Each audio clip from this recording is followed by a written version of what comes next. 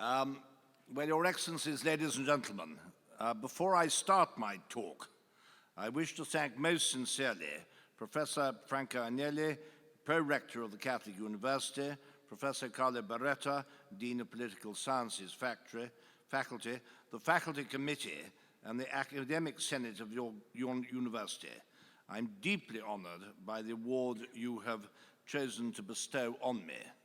And of course, it doesn't need me to point out to you that it's not really bestowed on me, it's bestowed on the Order of Malta. I'm also so interested by the fact that the award is connected to the name of Matteo Ricci, who's a great missionary and a figure of extraordinary modernity. And when you think that he reached out from here in the West right to the far east of the world. And again, I think it's so important for us now and in the future to continue to reach out to all corners of the world. It also evokes the memory of the fact that my predecessor, Fra Andrew Barty, also received this award in 2006. On the beginning of February this year, 5th of February, we began to look at whether he might be possible to put him forward for beatification.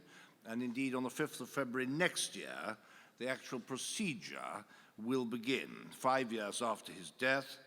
And therefore, again, this award, which you so kindly produced for the Order today, is an echo of your very kind recognition of all that the Order did under my predecessor's term of office. I will be talking mainly, of course, about the people that are involved in all our work. And of course, I really hardly need talk to you at all. Firstly, because Professor Beretta has already made a marvelous summary of what we do. And of course, you've also seen the film. But I will do my best to amplify some of the things that have already been said, and then, of course, do my best to answer any questions that you have. So let's begin by a few words about our history and traditions. The Order of St. John of Jerusalem, of Rhodes and of Malta, which is its full name, was founded in the Holy Land in the 11th century. And it's the oldest religious and also military order in the Catholic Church. It is still active after 9 centuries, thanks to the enduring importance of its mission in serving mankind.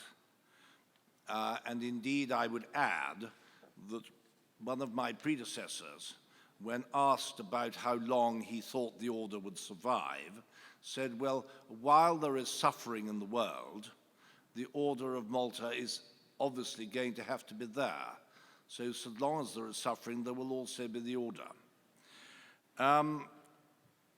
Its ancient traditions are renewed every day with the medical and humanitarian activities of its operators.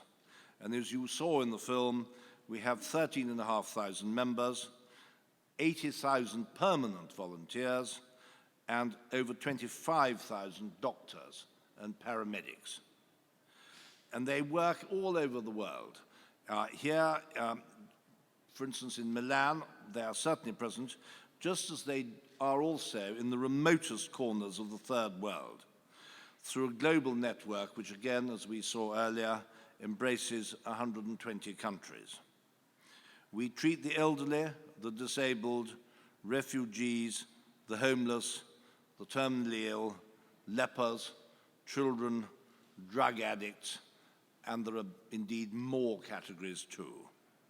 We care for them daily, as well as during emergencies such as natural disasters or armed conflicts, when we provide emergency frontline care, but also do our best to help them to rebuild their lives and livelihoods.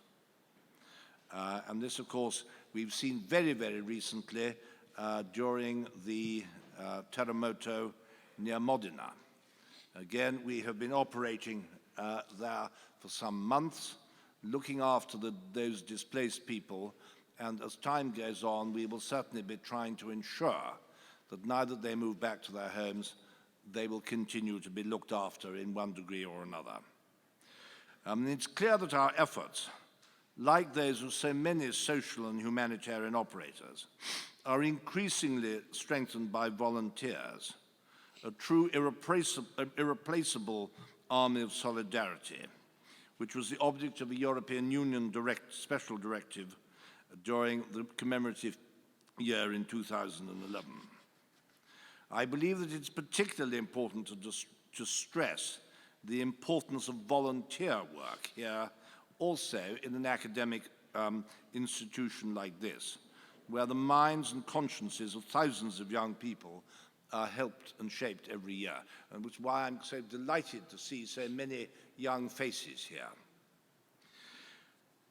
Far from being vague sentimentality, the action of putting oneself at risk to help one's neighbor is an integral part of active citizenship today, of conscious participation in social development.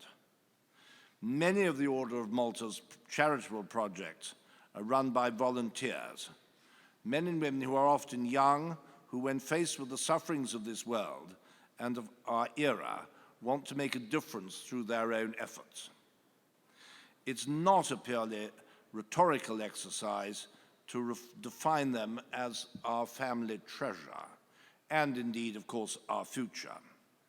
They are a splendid resource and the reason for hope in the future, as are all those who practice Christ's most fundamental commandment to love thy neighbor as thyself, regardless of their nationality, what they believe in, or how wealthy or poor they are. The twofold value of this service has for the civil growth of our society is manifestly clear. On the one hand, it protects the weakest among us, and on the other, the act of opening oneself up to others nourishes the spirit of new generations, encouraging their growth as people and as citizens. It's a phenomenon that we in the Order observe at first hand through the many projects and schemes where young volunteers work alongside professionals, young men and women who, thanks to their efforts, will become better and more socially conscious adults in the future. Here in Italy, where the Order's government offices have been based since 1834, the work carried out on the island of Lampedusa is particularly important. Thousands of boat people escaping from northern and western Africa continue to disembark there.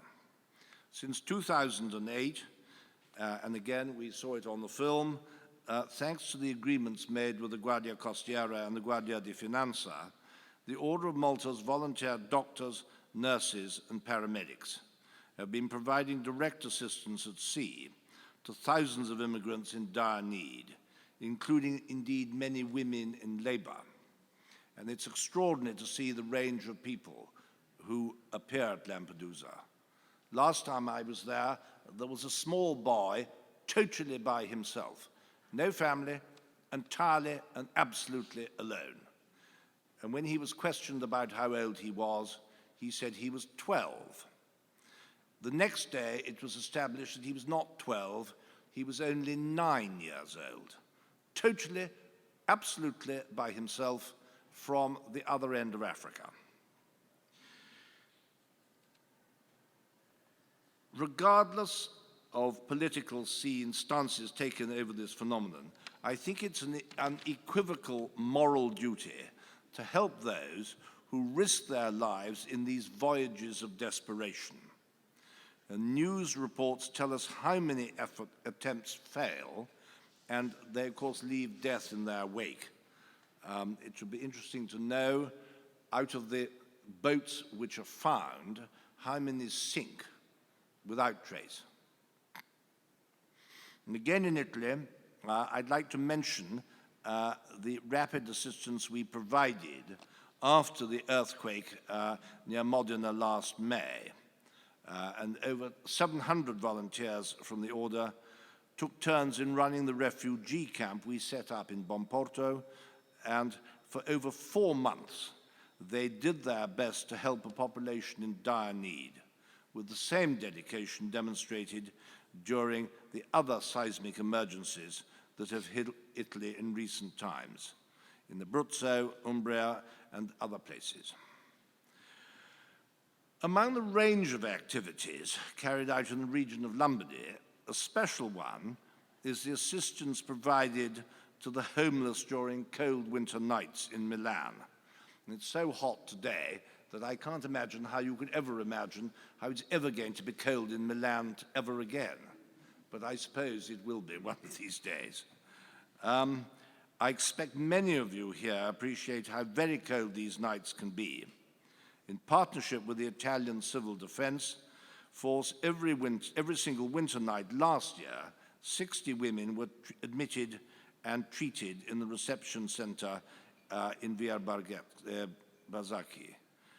Looking towards Italy's borders, the range of our projects really becomes too vast to illustrate in any detail. So I will limit myself to mentioning just a few examples. If we look at Spain, where the economic crisis has exponentially increased the number of poor people today, thanks again to the zeal of our volunteers, the Order's Spanish Association has opened a new soup kitchen in Sevilla, which serves 150 people every day, while another 500 are fed in 2 similar centers in Madrid.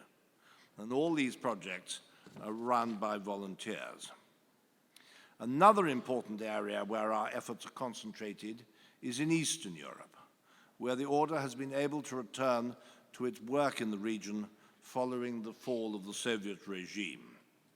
In Hungary, our social assistance centers are a benchmark for public institutions. The figures speak for themselves. 5,000 permanent volunteers, 15,000 temporary volunteers, 350 offices in the country, 142 local volunteer groups, 210 institutes, and 840 employees who also work in civil defense with a team of emergency workers ready for active duty even abroad. And indeed, I think outside central government and its agencies, I think we are the largest organization in Hungary in terms of numbers and indeed terms of activity. We have also been committed to similar activities in Russia since 1992. And in Moscow and St. Petersburg, we run soup kitchens, we distribute basic necessities, and we care for disabled children both in their homes and in specialized centers. We do the same in Lithuania and many other Eastern European countries. A new and very specialized sector concerns prisons, where our associations in America are on the front line. In the United States today, and this is an extraordinary, is it not a simply extraordinary statistic, in the United States today, almost 2.5 million men and women are in prison. It seems to me most extraordinary. 2.5 million people in prison. And our personnel do all they can to bring some of these people words of comfort. They visit a total of 26 different prisons and also to support the inmates' social reintegration through educational programs and training schemes.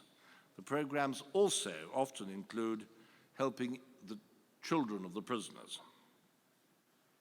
In the Middle East, in the Lebanon, a good motto for what we are doing with summer camps for disabled children could be from the young for the young.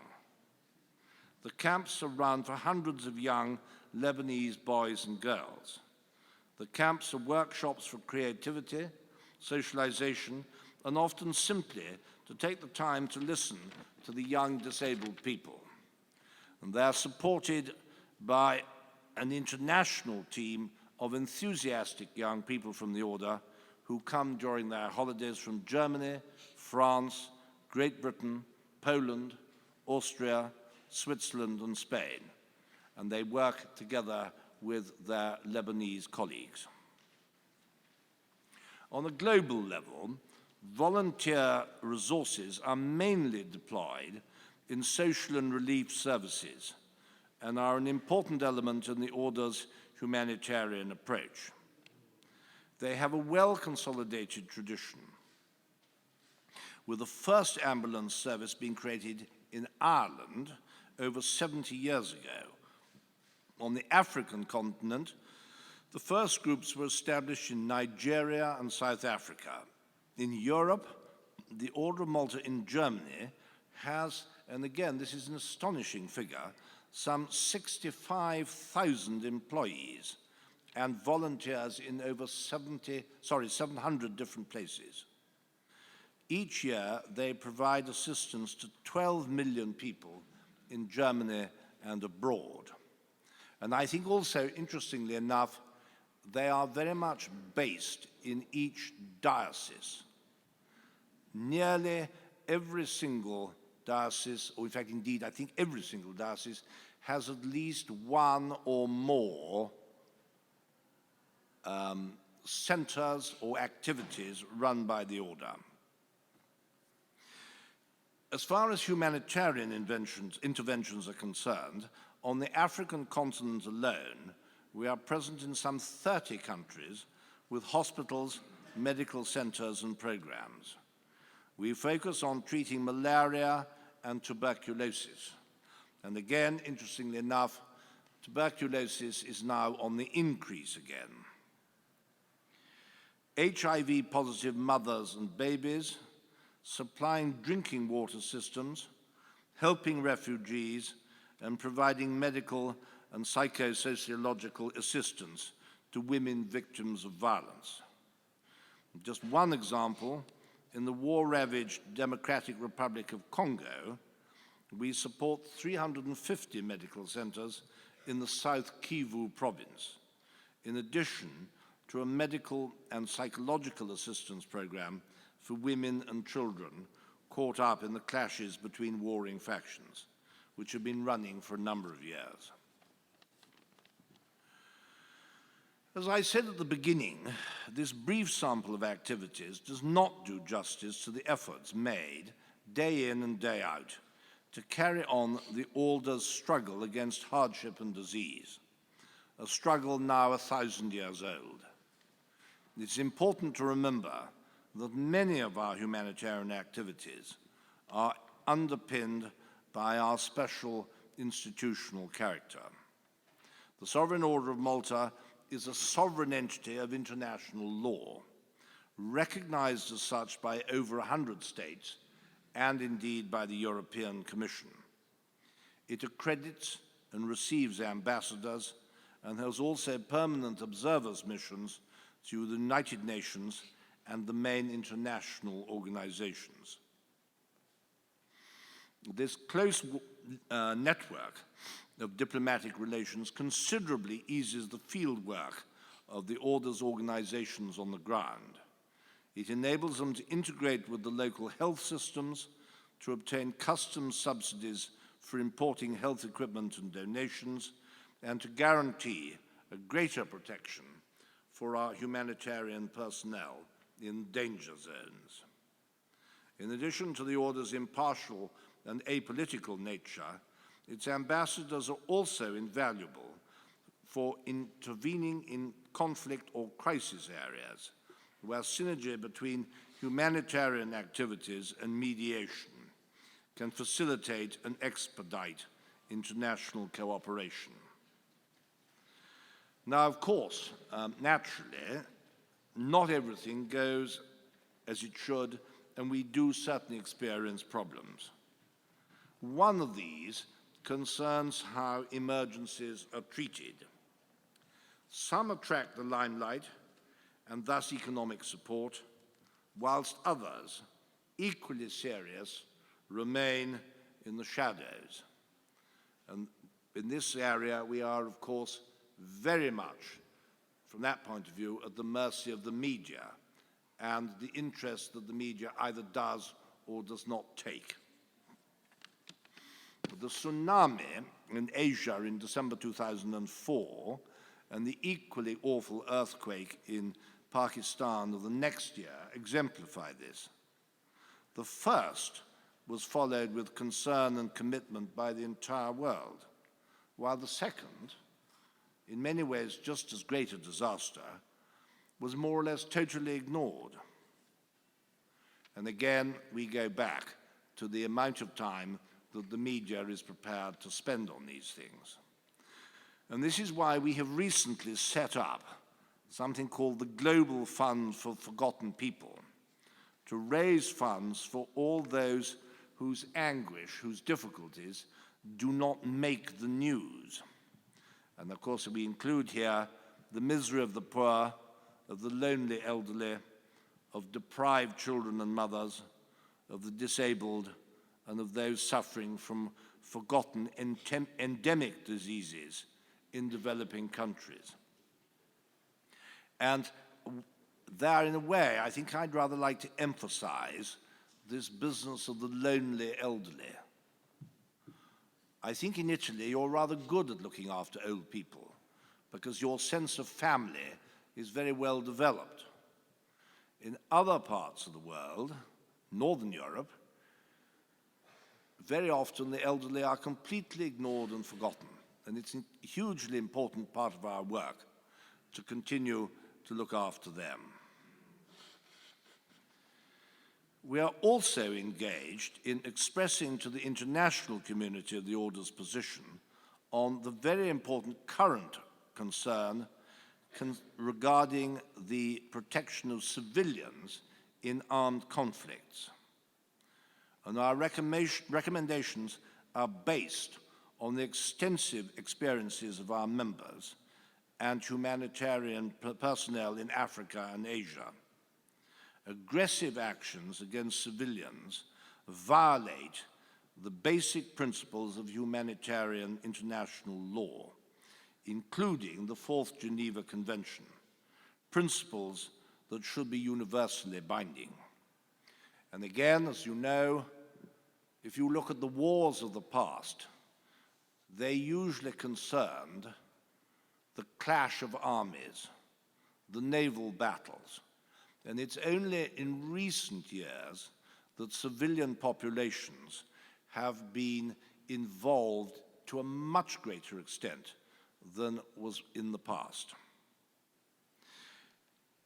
In conclusion, I would like once again to say how very proud and grateful I am to receive on behalf of the Order the prize dedicated to Matteo Ricci.